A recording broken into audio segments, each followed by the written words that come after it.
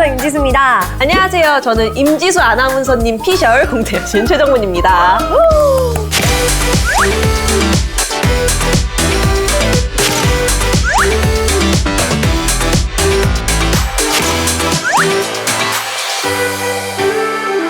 네, 지난 시간에 저희가 알케미스트 프로젝트, 이제 초임계 소재와 분자 레벨 프린터에 대해서 알아봤는데 상상이 현실이 된다. 알케미스트 프로젝트 두 번째 시간이잖아요. 어떤 이야기를 나눠보면 좋을까요? 교수님한테 한번 여쭤보죠, 바로. 네, 오늘 저희가 할 이야기는 그 제목 보시면 나오지만 인간을 확장하는 과학기술. 이게 뭘까요? 인간을 확장한다고요? 제 팔이 막 2배로 길어지고 이런 건가요? 근데 훨씬 맞아요. 저를 또 이게 다 교수님의 설명을 이끌어내기 위한 저의 이런 처절한 분투를 이렇게 표시하시면 어떡합니까? 죄송합니다. 확장을 말 그대로 그냥 해석을 해서.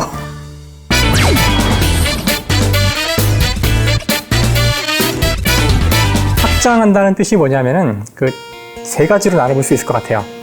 그 인간 자체를 확장할 수 있고요. 어떤 뜻이냐면은 인간은 결국 유전자라는 어떤 물질에 의해서 인간이 규정되기 때문에 유전자를 어떻게 조작하거나 그럴 수 있다는 뜻이고요. 두 번째는 우리 사람은 항상 주변과 소통을 합니다.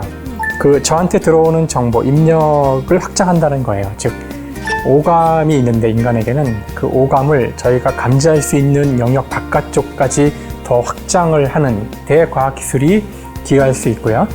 또 하나는 들어온 정보를 가지고 이제 자기 머릿속에서 뇌에서 뭔가 결정을 해서 반응을 해야 할 텐데 뇌로 움직일 수 있는 것이 손만이 아닐 수 있다는 거예요. 뇌로부터 직접 정보를 끄집어내서 다른 기계를 움직이거나 그럴 수도 있다는 것. 그러니까 이런 것이 다 인간을 확장하는 과학기술이죠. 인간의 능력을 증폭시키는 것처럼 저는 느껴지는데요. 증폭 이상일 수도 있어요. 증폭 이상일 수도 있는데 좀 이야기를 더 해보자면 우선 인간의 본질이랄까? 본성이랄까? 인간의 본성을 확장하는 방법은 바로 유전자를 이제 건드리는 거예요. 유전자가 뭘까요? 유전자? 뭐 간단하게 이야기하면 이거죠. 제가 고집이 좀 셉니다. 그럼 저희 엄마가 항상 이렇게 말씀하세요. 누구 닮아서 그래? 누구 닮았겠냐? 엄마 닮아서 그렇지. 이런 거 아니겠어요? 유전자. 윗대로부터 뭔가를 물려받은 거. 그런 거. 지금 기대 이상의 답변이 나와서 그런가요? 제가 원했던 수준의 답변은 이 정도였는데 사실은 인간은 인간을 낳고 고양이는 고양이를 낳고 그렇죠. 네. 유전자에 대한 질문은 아주 오래된 생명의 본질에 대한 질문과 맞닿아 있는 거죠. 지금 아까 제가 이야기했듯이 왜 인간은 인간을 낳을까? 거기에도 분명 어떤 물질이 관여하고 있을 거다 하는 것이 물리학자들의 생각이었고요. 이 추론을 가지고 연구를 한 사람들이 결국 이 유전 물질을 찾게 됩니다. 그래서 그 유전 물질의 이름은 지금은 고등학교에서 다 배우는 거죠. DNA입니다. 그래서 DNA는 유전 물질을 갖고 있는데 유전 물질이라는 건 다름이 아니라 쉽게 얘기하면은 사람이 되도록 고양이가 되도록 하는 그런 정보가 쓰여져 있는 그런 물질이라고 할 수 있어요. DNA는 생명을 만드는 어떤 정보가 또 자세히 이야기하자면 단백질을 만드는 정보인데요.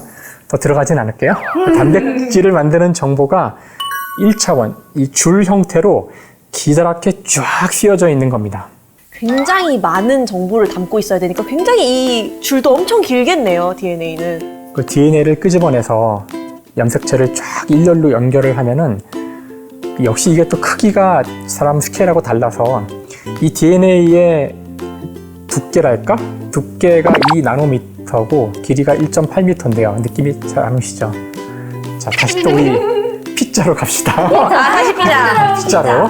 그래서 DNA의 이 둘레가, 즉 이 두께가 P자라고 한다면 사실은 되게 작아요. 원자 정도 스케일이지만 P자라고 한다면 그 길이가 지구를 한 바퀴 돌고 남아요. 그러니까 이게 사실은 엄청나게 긴 아까 말씀하신 대로 어마어마한 양의 정보가 이제 들어있는 그런 것이죠. 그게 유전자의 물질적 형태죠. 자, 이제 이 유전자에는 인간이 되게 하는 정보가 다 들어있는데 아직 인간은 그 안에 정보를 다 알고 있지 못해요. 속속들이 이것이 어떻게 사람을 발현시키고 아까 말씀하신 대로 뭐 성격이 좋아지는, 성격이 나빠지는 머리가 좋아지는 그런 유전자가 있는지 없는지 어디 있는지 아직 모릅니다. 모르지만 활용은 하고 있잖아요. 왜 그 빰빰 빠라밤 범죄 수사할 때도 DNA가 결국 그 사람의 지문이나 다름없기 때문에 그렇죠. 그 범죄 현장에 머리카락 하나만 떨어뜨리면 그걸 채취를 해서 사람을 특정할 수가 있죠. 근데 이제 교수님 말씀은 이 안에서 유전 정보가 굉장히 많이 있는데 그중에서 범죄자가 되게 하는 유전자가 있을 것 같은데 어디에 있는지를 지금 아직은 우리가 모른다는 거 아닌가요? 사실 범죄 유전자가 있는지도 확실하진 않아요. 그쵸. 근데 만약에 있다면 추정을 해보는 거죠. 상상을 네. 해보는 거죠. 사실 그런 것과 관련된 기술이 이제 오늘 첫 번째 저희가 이야기할 크리스퍼 카스 기술이에요. 크리스퍼 카스 기술. 그래서 유전자를 손을 대서 바꿀 수만 있다면 유전자로부터 우리가 많은 것들을 변형해서 뭔가 할 수 있는데 뭐 눈에 보이지도 않고 이런 것들을 어떻게 조작할 수 있을까? 그래서 쉬운 일은 아니었거든요. 크리스퍼 카스 기술이라는 것은 이제 나온 지 얼마 안 된 기술이에요. 물론 그전에도 유전자를 조작하는 기술이 있었는데 크리스퍼 카스가 갖는 중요한 특성은 그 이전의 기술보다 훨씬 빠르고 훨씬 싸게 할 수 있어요. 어떻게죠? 크리스퍼는 어떻게 하냐 하면은 특정한 어떤 정보, 염기 서열이라고 부르는 정보인데요. 특정한 염기 서열과 매칭이 되는 걸 갖고 있는 어떤 그 단백질 같은 거예요, 일종의. 그 물질이 쭉 들어가서 움직이고 다니다가 DNA에 내가 원하는 부위에 딱 달라붙어요. 자, 그러면 여기에는 카스라는 게 있는데 카스는 또 다른 효소인데요. 이 녀석이 다가와서 이 붙어있는 부위를 탁 자릅니다. 이게 크리스퍼 카스예요. 분자, 원자의 수준이기 때문에 이런 기술은 쉬운 기술이 아니거든요. 그래서 이것을 굉장히 쉽고 빨리 할 수 있어서 그전에는 전 세계에서 가장 잘하는 연구실 한 수십 개가 할 수 있었던 일을 이제는 누구나, 어떤 대학이든 누구나 할 수 있다는 뜻이 되고요. 여러분도 지금 당장 크리스퍼 카스 가지고서 어떤 특별한 유전자의 일부, 세균이든 뭐든 이런 거를 본인이 잘라볼 수 있는 키트를 팔아요. 아무나 살 수 있어요? 사실 그 전까지는 이런 거는 거대한 그 전 세계의 유수의 대학 연구실에서 할 수 있었던 일을 이제 할 수 있게 해준 겁니다. 사실 그 저희가 지금 인공지능도 많이 이야기하고 그다음에 수많은 과학기술에 대한 말을 하고 있지만 제가 보기에는 전 물리학자이지만 조만간 우리에게 가장 큰 영향을 줄 기술 중에 하나는 크리스퍼예요. 아니 근데 이렇게 좋은 기술이 있는데 이걸 또 활용을 해야 되는 거잖아요, 결국엔. 그쵸. 우리 일반인들에게 이 기술이 왜 필요한 건지 활용해서 그래서 어떤 분야로 어떻게 활용되는 거예요? 이건 지난 시간에 얘기했지만 자, 이런 기초 기술은 유전자를 마음대로 조작할 수 있다면은 이걸로 뭘 할 수 있나요? 사실 모든 걸 할 수 있죠. 섣불리 뭔가 이야기하는 건 좀 위험하기 때문에 저는 이제 약간 보수적인 입장에서 이야기를 하자면은 예를 들어 어떤 유전병이 있는 집안이 있는데 그런 유전병이 있다는 사실을 안다면 수정란을 만들거나 아니면은 인공 수정을 하거나 체내 수정을 하고 할 때 그 유전자를 미리 찾아서 제거하고 수정을 시키면 그러면은 그 병에 걸리지 않는 아기가 태어날 수 있겠죠. 건강한 아기들만 태어날 수도 있는 거네요. 지금 이걸 가지고 일단 인간한테는 못하고요. 그 법의 문제가 있기 때문에 못하고요. 지금 수많은 생명체를 가지고 하고 있는데 아마 조만간 그 생명공학에서 새로운 종류의 어떤 그 식품이나 새로운 종류의 생명체들이 많이 만들어질 겁니다. 이 기술이 나온 지 지금 한 5, 6년 돼가니까요. 아마 조만간 여러분이 뉴스에서 그 노벨상을 받는 모습을 보시게 될 확률이 아주 큽니다. 그래서 그 우리나라에서도 이 크리스퍼 카스를 이용하는 기술들이 여러 연구실에서 연구가 되고 있고요. 알케미스트에서도 당연히 이 원자 분자 수준에서 하는 중요한 일이기 때문에 이번에 아마 프로젝트에 이번에 그 테마에 넣은 것 같아요. 그래서 이건 어느 연구비례에서도 해야 되는 일이에요. 그러니까 여기서도 아마 하는 일이 될 겁니다. 그럼 또 다른 이야기를 해볼 수 있을 것 같아요. 인간의 확장에 대해서 계속 얘기를 해주셨는데 아까 말씀하시던 것들이 내가 손이 있는데 이렇게 만지는 것도 있지만 저기까지도 만질 수 있겠고 기계를 다룰 수도 있고 이런 얘기로 넘어가 볼까요 한번? 중요한 건 기억이 안 나고 주변 얘기만 기억이 나시는 거 아주 좋습니다. 네. 그래도 그게 어디예요, 교수님? 아이고 참. 그 이제 확장을 할 때 그 우리에게 들어오는 입력의 확장을 제가 이야기했었는데요. 사람은 5가지의 감각기관이 있다고 이야기를 하죠. 네. 후각, 미각, 시각, 청각, 촉각. 그렇죠. 네, 다 아시는군요. 이 정도는 알아요? 그래서 일단 시각의 경우는 이미 확장이 됐죠. 현미경으로 머리카락보다 작은 거 볼 수 있고요. 망원경으로 우주에 저 멀리 있는 그 다른 은하까지 볼 수 있어요. 그러니까 이미 확장된 겁니다.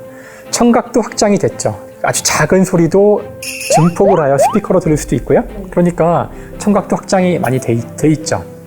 그 다음에 그 촉각도 사실 지난 시간에 저희가 같이 공부했던 STM이 어떻게 보면 촉각을 확장한 거라고 볼 수도 있어요. 아, 내가 만지지는 못했지만 대신해서 이제 만져주는 그렇죠. 거라고 생각을 하는 인간이 거죠? 만지는 영역을 확장한 걸로 볼 수도 있겠죠.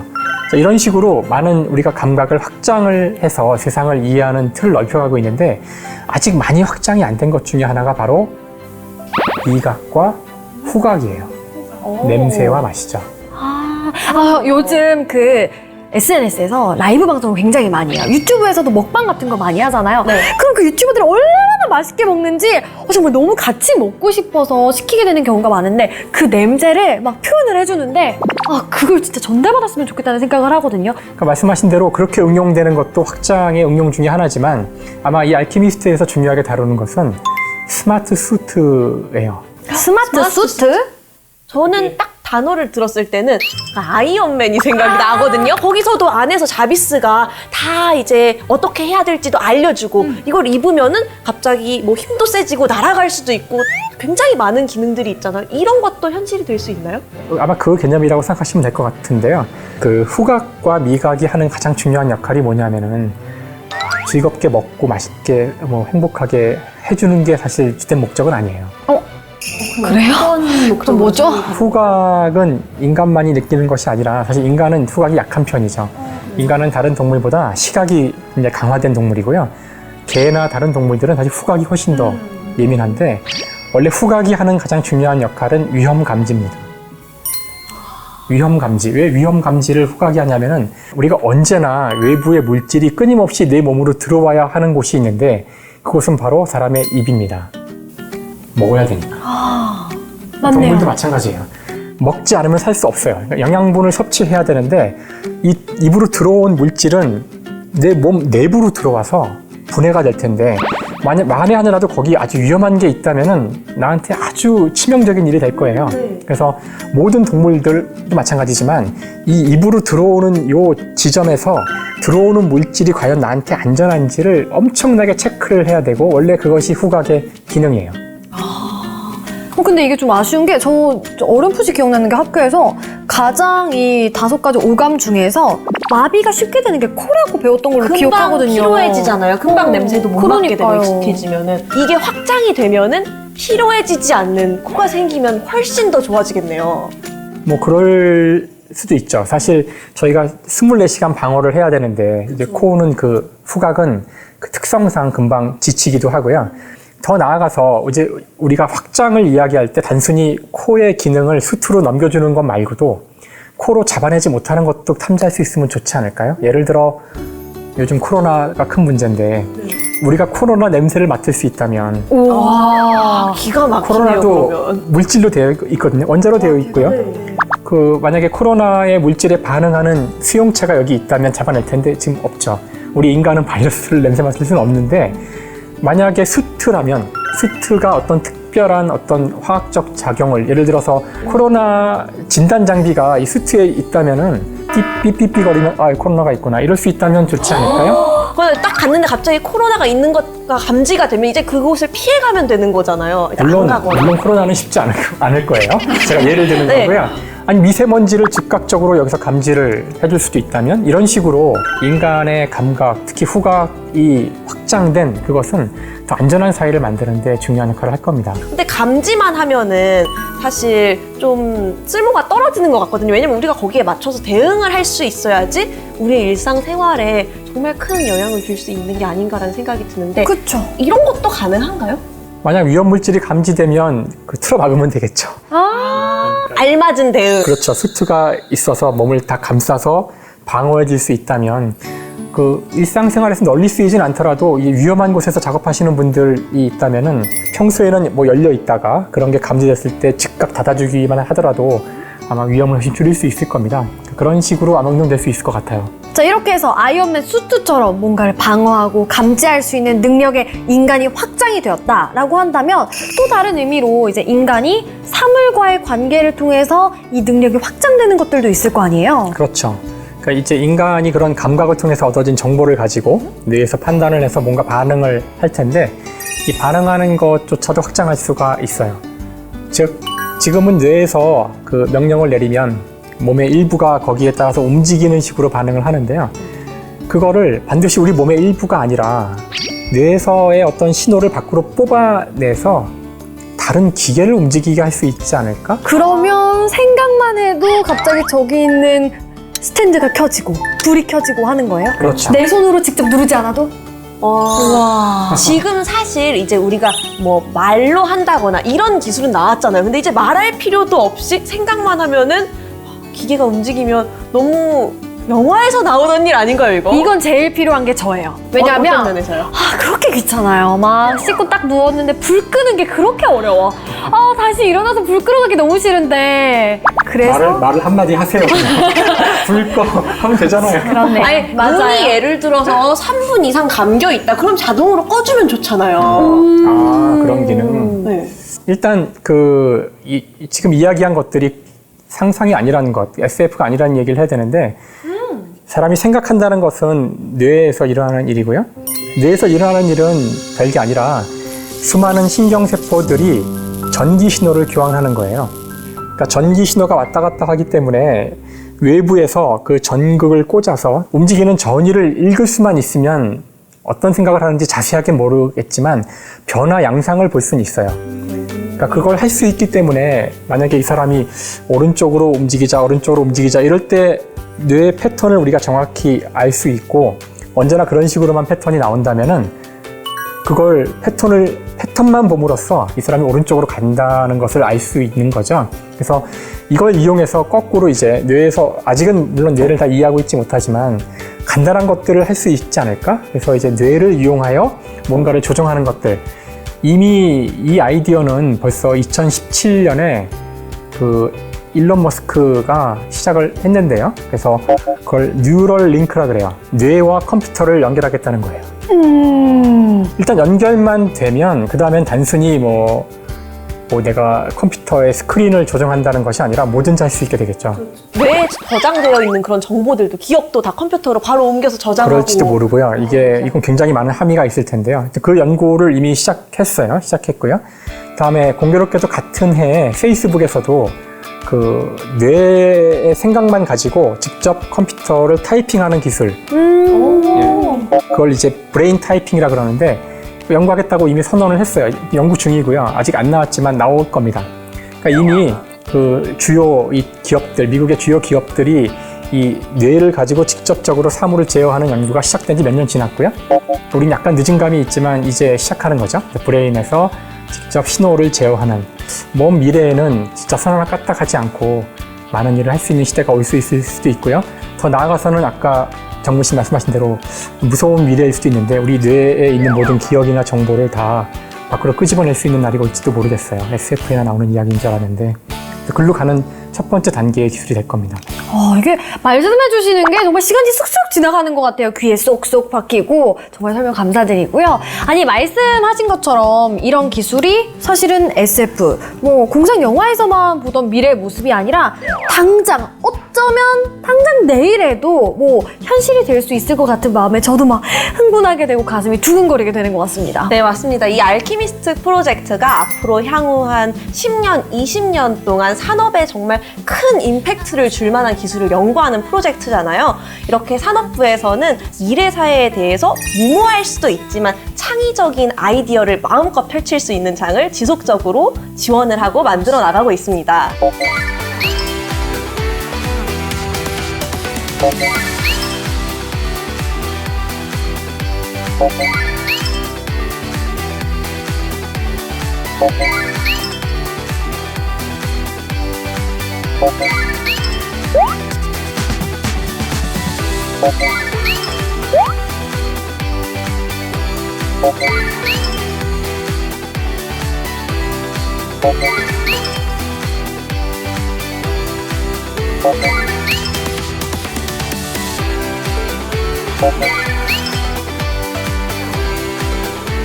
네, 자 이렇게 해서 두 번째 이야기까지 나눠봤고요. 다음 편, 마지막 편에서는요. 알키미스트 프로젝트 중에서 자연과 더불어 사는 미래 기술력에 대한 이야기 나눠보도록 할게요. 오늘도 함께 해주셔서 고맙습니다. 안녕!